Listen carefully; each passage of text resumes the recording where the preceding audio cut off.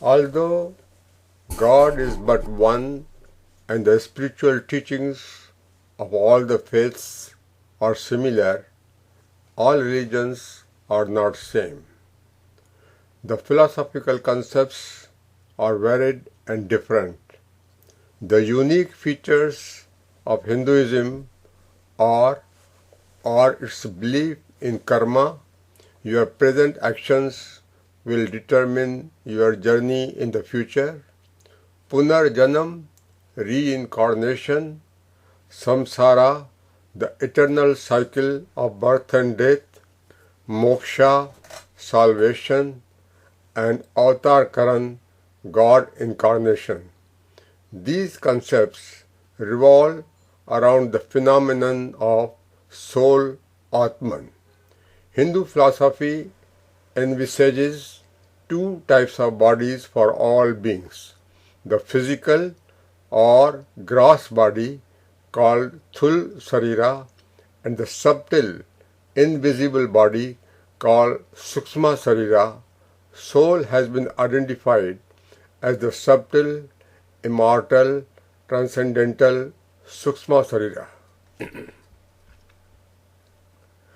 According to Hindu philosophy, soul is the eternal constituent which is invisible and metaphysical in nature and acts as a vehicle for reincarnation from one body to another.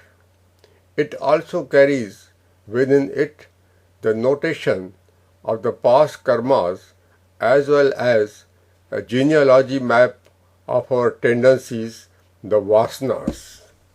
The Vedas affirm when a person comes to weakness, be it through old age or disease, he frees himself from these limbs just as a mango, a fig, or a berry releases itself from its stalk. With the death of the body, the eternal soul releases itself and reincarnates in the new body in the next birth.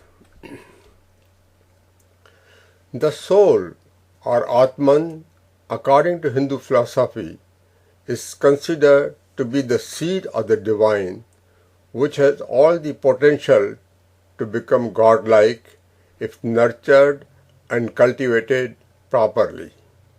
As the individual human soul, Jivatman, becomes more pure, free from impurities of many tendencies, vasanas, it becomes more divine in nature.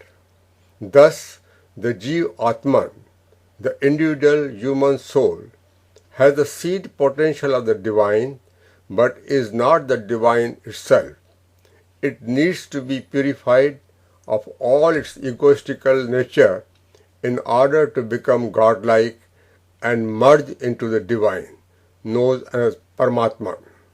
The spiritual masters prompt a human being to remain humble and devoted to God at all times. It is the eternal and transcendental phenomenon of the soul that kindles the flame of fearlessness or abhaya in human beings. Lord Krishna tells Arjuna, "Thou art the reservoir of omnipotent power. Arise, awake, and manifest the divinity within." Knowing the true self, the higher self, is the true knowledge called Paravidya.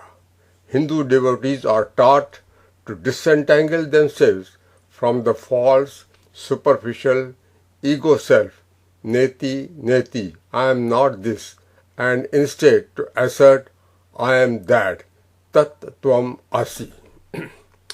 In the words of Satguru Savaya Subramaniam Swami, our individual soul is the immortal and spiritual body of light that animates life and reincarnates again and again until all the past karmas are resolved and its essential unity with God is fully realized. The concept of eternal soul and reincarnation although essentially a Hindu doctrine, has many supporters in other faiths also. A cross-section of people that includes industrial magnate Henry Ford, renowned author Victor Hugo, Christian Unitarian minister Reverend William Olger, and innumerable others have accepted this philosophy. In fact, in a 1990 Gallup poll, it was revealed that the percentage of Christians who believe in reincarnation is about the same in general population as the percentage of those who do not believe in this concept. At present, there is an ongoing research in the University of Virginia and many other important academic centers around the world in the field of reincarnation. The world, according to Hindu philosophy, is like a teaching institute or ashrama in which the individual soul, Jivatman, learns in various phases of one's karma through eons of birth cycles. World is essentially a character building and knowledge imparting campus. It is an important place to be loved, honored and cherished. Yet, it is not the end in itself. After the spiritual commencement, the soul ultimately returns and merges in the divine, which indeed is the most sacred abode for it. The sole purpose of human life is to pursue learning and ultimately mature into divinity.